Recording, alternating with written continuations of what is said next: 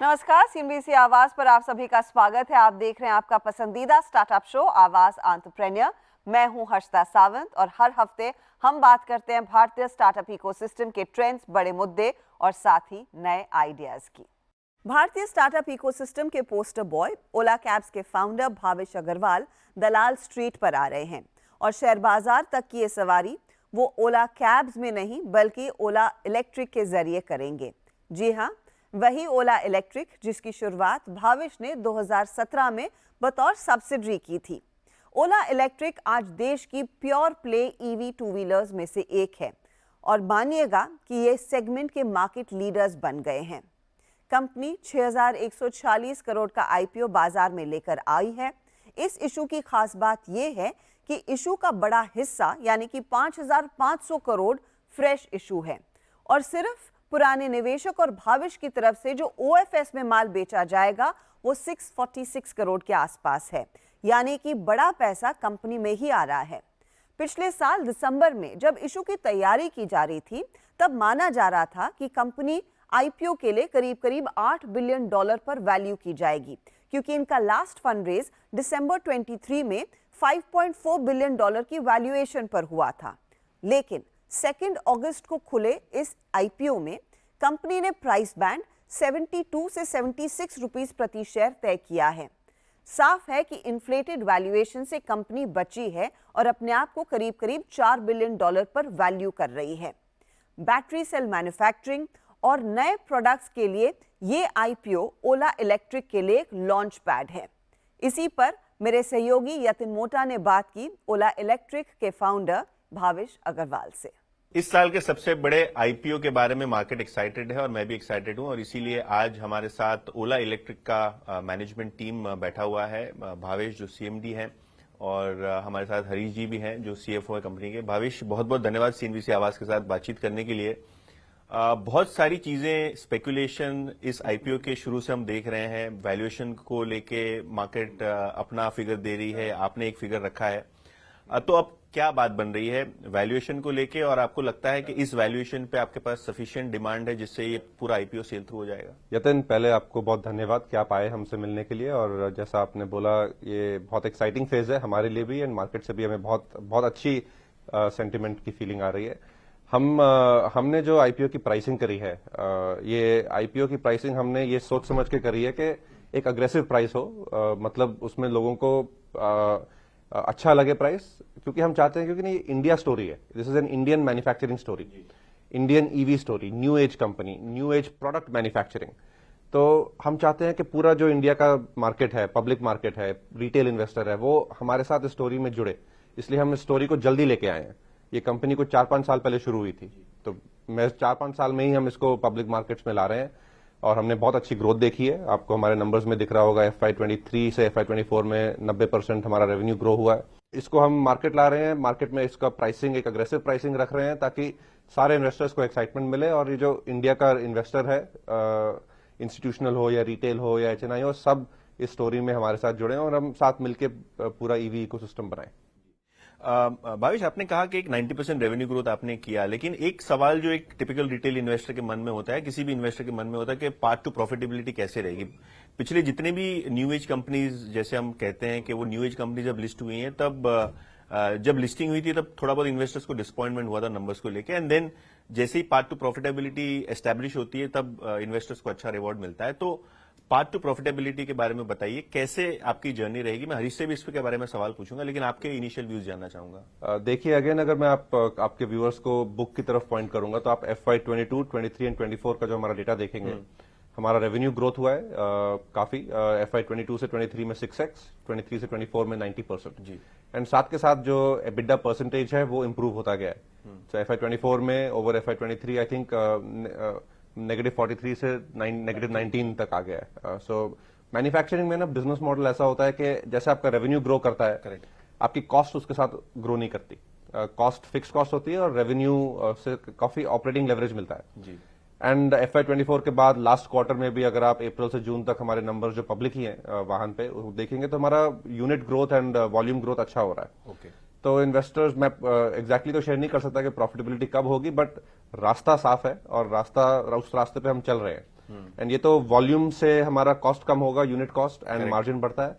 Then इसके beyond हमारी जो ये स्ट्रेटेजी रही है कि हम R&D इन हाउस करेंगे, करेक्ट, एंड हम वर्टिकल इंटीग्रेशन करेंगे कोर कंपोनेंट्स का, मैन्युफैक्चरिंग कंपोनेंट्स का। उससे भी हमारे को काफी बेनिफिट मिल रहा है इन मार्जिन एक्सपेंशन। जैसे one of the most important component जो आने वाले हैं, जो हम कर रहे हैं, वो है सेल। करेक्ट, ईवी का हार्ट होता है सेल। जैसे आइस में हार्ट था इंजन, ईवी का हार्ट है सेल। करेक्ट, एंड हमने अपनी गीगा फैक्ट्री लगाई है जिसमें लिथियम सेल बनते हैं। हमें गवर्नमेंट से 20 गीगावाट आवर की हाईएस्ट एलोकेशन मिली है PLI में जी, एंड हमारा लिथियम सेल हमारे ही गाड़ी में अगले साल आएगा एंड उससे फर्दर मार्जिन एक्सपेंशन होगा, क्योंकि सबसे बड़ा कॉस्ट गाड़ी में होता है सेल का। करेक्ट, एंड जब वो हम लोकलाइज कर लेंगे इंडिया में अपनी फैक्ट्री में, तो फर्दर उसका कॉस्ट रिड्यूस होगा। तो ये सारे इनिशिएटिव्स हैं, all of which are adding up to a path to profitability. And timeline तो मैं शेयर नहीं कर सकता, बट अभी हमारा राइट आफ्टर लिस्टिंग हमारा Q1 रिजल्ट भी आएगा, ओके, वो भी इन्वेस्टर्स देखेंगे। बहुत बढ़िया। हरीश, जो IPO प्रोसीड्स है उसके बारे में, जो फ्रेश इश्यू उसके बारे में जानना चाहूंगा कि आप डेट रिटायर कर रहे हैं तो फाइनेंस कॉस्ट थोड़ा बहुत सेव होगा, और क्या क्या आप करने वाले हैं IPO प्रोसीड्स से जिसके कारण आपको थोड़ा स्केल और थोड़ा बहुत प्रॉफिटेबिलिटी की तरफ जाने मिले? सो देखिए, हमारे IPO प्रोसीड्स के जो कंपोनेंट्स हैं वेरी क्लियर हैं।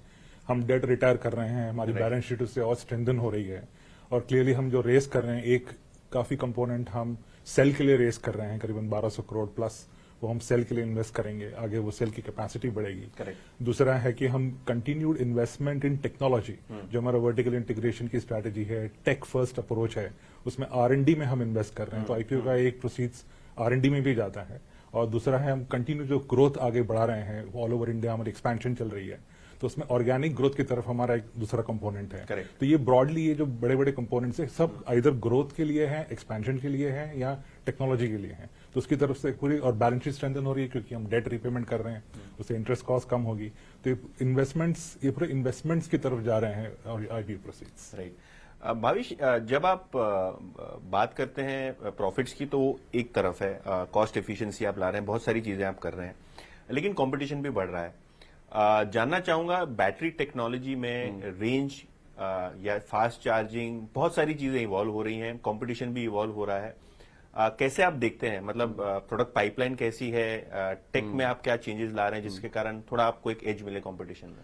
देखिए, कंपटीशन का बहुत इंपॉर्टेंट पॉइंट आपने बोला। हमने जब 3 साल पहले शुरू किया था, पहला प्रोडक्ट हमारा जब ऑलमोस्ट 3 साल पहले हमने अनाउंस किया था, तब लोगों को लग रहा था ये ईवी कौन खरीदेगा, इंडिया में कोई मार्केट नहीं है।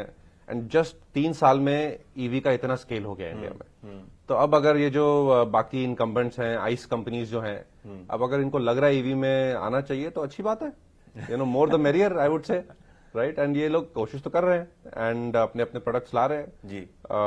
सो जितना ज्यादा प्रोडक्ट्स आएंगे उतना इंडियन कंज्यूमर के लिए अच्छा है, और उतना ही इंडिया ईवी पेनिट्रेशन के लिए अच्छा है। क्योंकि आई थिंक दुनिया भर में इस पे अब कोई डिबेट नहीं है कि ऑटोमोटिव का फ्यूचर ईवी है। राइट।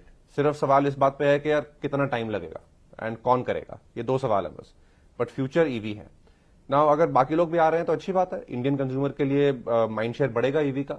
बट ईवी में जो विनिंग स्ट्रैटेजी है वो मेरे ख्याल से टेक्नोलॉजी ओरिएंटेड और वर्टिकल मैन्युफैक्चरिंग ओरिएंटेड स्ट्रैटेजी है।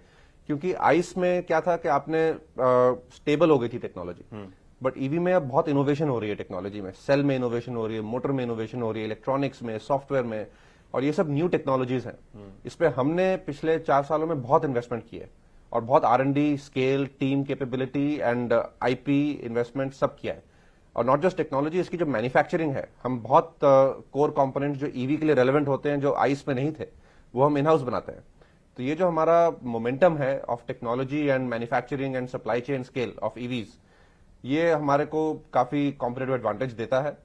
तो जैसे जैसे ईवी का दबदबा बढ़ेगा मार्केट में, वैसे वैसे होपफुली हमारा भी दबदबा बढ़ेगा। आपको IPO में बहुत ट्रेनिंग मिली, आप दबदबे जैसे शब्द का प्रयोग कर रहे हैं, तो क्या आपकी नई बाइक जो आप लॉन्च कर रहे हैं 15 अगस्त को, उससे भी दबदबा हो जाएगा मार्केट में? आप देखिए, बाइक तो हमने लास्ट ईयर अनाउंस की थी। बाइक में बहुत इंटरेस्ट है लोगों का। बाइक में ना एक यूथ की एक अलग पल्स होती है, एंड मुझे भी बहुत पसंद है बाइक्स पर्सनली। तो इस 15 अगस्त को भी हम मेजर अनाउंसमेंट्स करेंगे, तो वो आई होप लोग देखेंगे।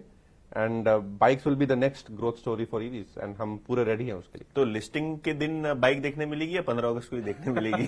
15 अगस्त इज आवर एनुअल, हमारा हर साल 15 अगस्त देश के इंडिपेंडेंस डे के दिन हम अपने प्रोडक्ट्स लॉन्च करते हैं। एक आखिरी सवाल आपसे हरीश, कैपेसिटी जो है आपकी, एक बड़ी कैपेसिटी ऑलरेडी आपने इंफ्रास्ट्रक्चर बना के रखा है, तो क्या ये कैपेसिटी फंजिबल होती है बाइक्स और स्कूटर के बीच में? और इसके बारे में ज्यादा बताइए कि आपका जो रिपोर्टेड कैपेसिटी यूटिलाइजेशन है वो बहुत कम है, तो कैसे स्केल अप होगा और किस तरीके से आप कॉस्ट स्ट्रक्चर ओवरऑल बेसिस पे गिरता हुआ देखते हैं? देखिए, कैपेसिटी में हमने जो बिजनेस डिजाइन की है, जो इंफ्रास्ट्रक्चर बनाया है, वो स्केल के लिए बनाया है।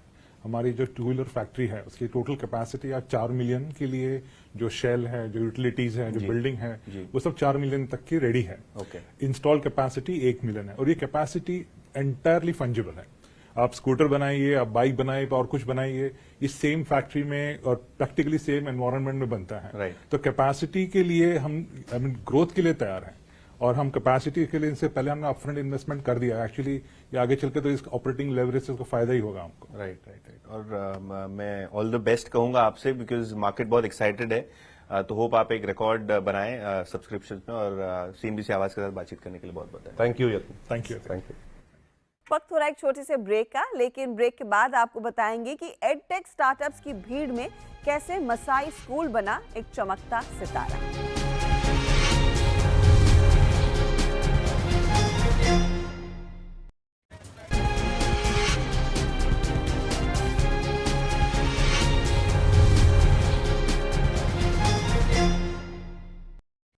Welcome back. आप देख रहे हैं आवाज एंटरप्रेन्योर सीएनबीसी आवाज पर। पिछले 7-8 सालों में हमने एडटेक में कई नए बिजनेस मॉडल्स उभरते और गिरते देखे हैं।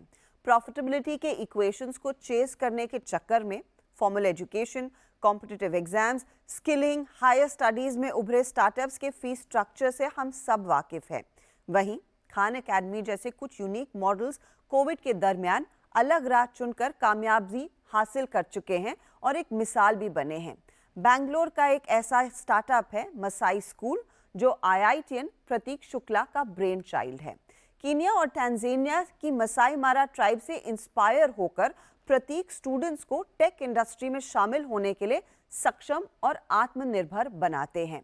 मसाई स्कूल खास इसीलिए है क्योंकि यहाँ 0 फीस पर स्टूडेंट्स की टेक स्किल्स को पॉलिश किया जाता है और जॉब मार्केट के लिए इन्हें तैयार किया जाता है। कैसे क्रेडिट मॉडल को अपनाकर मसाई स्कूल बदल रहा है रूरल इंडिया के होनहार बच्चों की जिंदगी, आइए जानते हैं। ये है बंगलुरु में बसे प्रतीक शुक्ला। आईआईटी कानपुर में अपनी पढ़ाई के आखिरी पड़ाव में प्रतीक ने टीच फॉर इंडिया के साथ इंटर्नशिप की थी। लो इनकम ग्रुप के बच्चों को पढ़ाते समय एजुकेशन में बदलाव लाने की सोच तभी से प्रतीक के दिमाग में घर कर गई। भारत में एजुकेशन और जॉब मार्केट की जरूरतें, इन दोनों में मौजूद लंबी गैप को देखते हुए इस परिस्थिति में बदलाव लाने की दिशा में प्रतीक ने नृकुल देव और योगेश भट्ट के साथ मिलकर काम शुरू किया। हम लोग लाखों की तादाद में लोगों को ग्रेजुएट कर रहे हैं हर साल, लेकिन जॉब्स जो है वो मिल इसलिए नहीं पा रही क्योंकि ये रीज़न नहीं है कि जॉब्स अवेलेबल नहीं है, ये रीज़न है कि बच्चे तैयार नहीं है उन जॉब्स को क्रैक करने के लिए। कॉलेजेस जो है वो एक डिग्री फैक्ट्री बन गई है, और ये जब सबको समझ में आया तो हम लोगों ने कहा कि यार यही प्रॉब्लम स्टेटमेंट है जिसको सॉल्व करना चाहिए, और इसको इस तरीके से सॉल्व करना चाहिए कि आप बच्चे को उसी तरीके से तैयार करिए और उन चीज़ों के लिए तैयार करिए जो कि जॉब्स में रिक्वायर्ड है। रादर देन आप 1000 चीज़ें पढ़ते हैं, बहुत सारी चीज़ों की रेलेवेंस जॉब में नहीं होती है। 1000 चीज़ें आपको पढ़ना था तो अपने स्कूल में पढ़ लिया, कॉलेज में पढ़ लिया, बाकी जो इम्पॉर्टेंट चीज़ है वो है जॉब्स के अराउंड, और उसी अराउंड आपको फोकस करना चाहिए। और इसीलिए हम लोगों ने मसाई स्कूल की स्थापना करी। मसाई स्कूल देश का इकलौता आउटकम बेस्ड करियर इंस्टीट्यूट है। यहाँ से स्टूडेंट्स टेक वर्कफोर्स में एंट्री लेने के लिए पूरी तरह से तैयार होकर बाहर निकलते हैं। एजुकेशनल इंस्टीट्यूट के सिलेबस में सालों से बदलाव नहीं किया जाता, इसलिए ग्रेजुएशन के बाद जॉब मार्केट में काम आए ऐसे स्किल डेवलप करने के लिए कोर्स में क्या शामिल करना चाहिए, इस पर फाउंडर्स ने काफी मेहनत ली। एक्चुअली क्या चाहिए कंपनीज को, तो पहले हम लोगों ने एक ग्रुप बनाया 50 कंपनीज के CTOs के साथ हूँ, जिनके साथ में हम लोगों ने बैठ के ये डिज़ाइन करा कि आपको कोई भी इंसान ज्वाइन करता है तो क्या एक्सपेक्टेशन होती है, कैसे आप देखना चाहते हैं, क्या टेक्नोलॉजीज उसे आनी चाहिए, क्या टूल्स उसे आने चाहिए, क्या लर्निंग उसकी होनी चाहिए, क्या कॉन्सेप्ट उसके होने चाहिए, ये सब चीज़ों को पहले फिगर आउट करते हैं। तो हमने पहले कंपनीज के साथ काम करना स्टार्ट करा टू अंडरस्टैंड कि व्हाट दे वांट। उसके बाद रिवर्स इंजीनियरिंग करी कि अब बच्चों को ये सब चीज़ें पढ़ाई कैसे जाए। तो फिर हम लोगों ने वहाँ से एक करिकुलम डिज़ाइन करा जो कि पीपल कीप सेइंग कि हम लोग एक मिलिट्री स्टाइल स्कूल है। तो मिलिट्री स्टाइल बनाने के लिए, क्योंकि हमें बहुत सारी चीज़ें कवर करनी है और हमारे पास टाइम ड्यूरेशन बहुत कम है, हमारे पास 7.5-8 महीना ही रहता है बच्चे का, तो उस टाइम पे हम लोगों ने वो करिकुलम इस तरीके से बनाया ताकि बच्चा तैयार हो कि जिस दिन वो जॉब ज्वाइन करे उस दिन से वो प्रोडक्टिव हो। और ये ही जो सबसे बड़ा गैप एग्जिस्ट करता है कॉलेज इकोसिस्टम के अंदर, वो यही एग्जिस्ट करता है कि इंडस्ट्री से कोई बात ही नहीं कर रहा है। हर बैच के अंदर कुछ ना कुछ चेंज आया है करिकुलम के अंदर और वो करना पड़ता है, क्योंकि बैच ग्रेजुएट हुआ, फिर हम फीडबैक लेते हैं, फिर उसको चेंज करते हैं करिकुलम में। तो हर बैच ने कुछ ना कुछ नई चीज़ सीखी है और इसी तरीके से करिकुलम इवॉल्व होता है। तो it is not a process of 10 years, it is a process of every month, every minute we are constantly on a lookout कि क्या चेंज आ रहा है इंडस्ट्री में and how can we basically incorporate it into our curriculum. Masai school में software development, data analytics के courses सिखाए जाते हैं, जिसे 12th डिप्लोमा या कॉलेज ग्रेजुएट्स ज्वाइन कर सकते हैं। इन कोर्स में फुल टाइम यानी 12 घंटे की क्लासेस लगभग 7 से 8 महीने में पूरे किए जाते हैं। अब तक 100 से ज्यादा बैचेस मसाई से ग्रेजुएट हो चुकी है। इन्हें कंडक्ट करने के लिए मसाई से 900 फैकल्टीज जुड़े हैं, जो टेक इंडस्ट्री में अपनी पहचान पहले से बना चुके हैं। ऐसे बहुत सारे कॉलेज स्टूडेंट्स हैं जो हम लोगों को रीच आउट करते हैं फर्स्ट ईयर में, सेकेंड ईयर में, जिनको पहले से ही पता है कि शायद मेरी अच्छी जॉब नहीं लगने वाली कॉलेज से, तो वो आज ही मसाई से जुड़ना चाहते हैं, लेकिन जब जुड़ नहीं सकते ऑब्वियसली क्योंकि वो डिग्री कर रहे हैं। तो उसी रीज़न से हम लोगों ने एक नया 3 नए कोर्सेज एक्चुअली लॉन्च करें। One in collaboration with IIT Guwahati, other with IIT Mandi and third with IIT Ropar.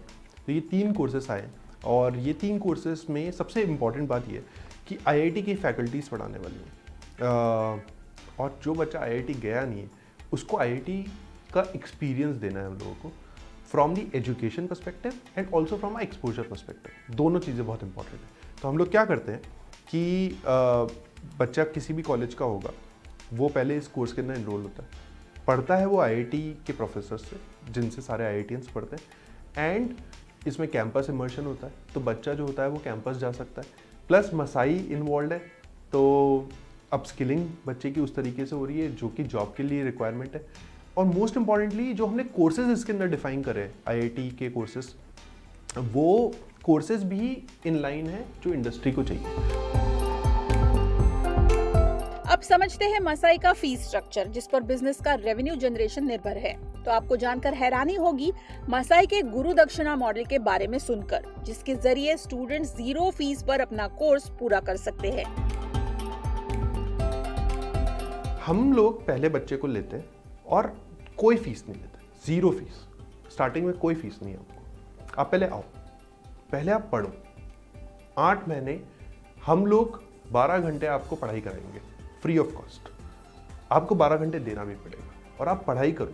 जब आपकी जॉब लग जाए और आपका पैकेज लग जाए 3.5 लाख पर एनम से ऊपर का, तब आप फीस दो। लेट्स से आप ग्रेजुएट हो गए, मतलब आपने पूरी पढ़ाई कंप्लीट कर ली और आपकी जॉब नहीं लगी, कोई फीस नहीं। और अगर आपकी जॉब आप ग्रेजुएट हो गए मसाई से और आपकी जॉब लगी let's say 3 lakh per annum की, तब भी कोई फीस नहीं।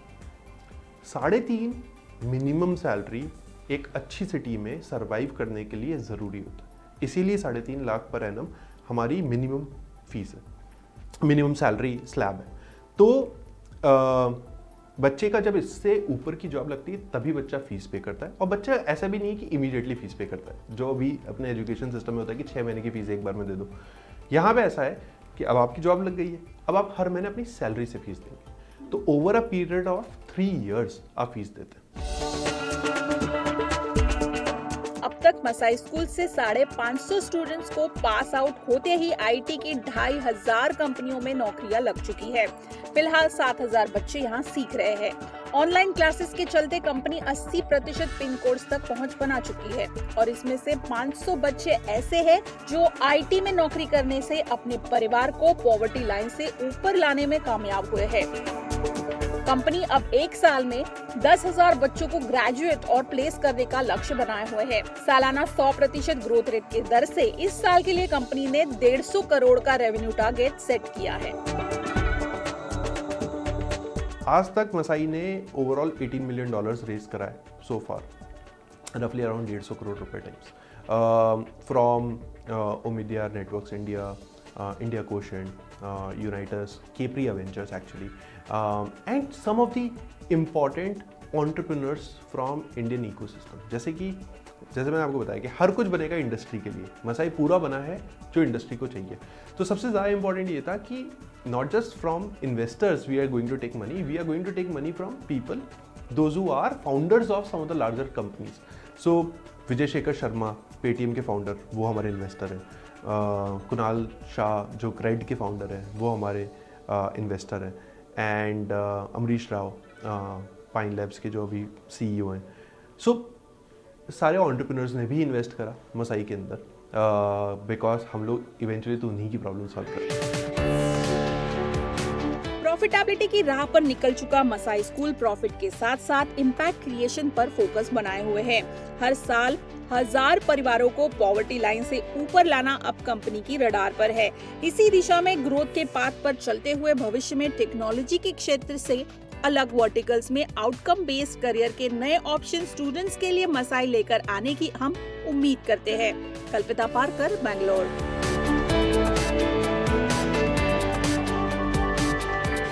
इसी के साथ वक्त हो रहा है आप सभी से इजाजत लेने का। आपको हमारा शो कैसा लगा, इसका फीडबैक आप हमें जरूर दें। अगले हफ्ते फिर मुलाकात होगी। Good bye, take care.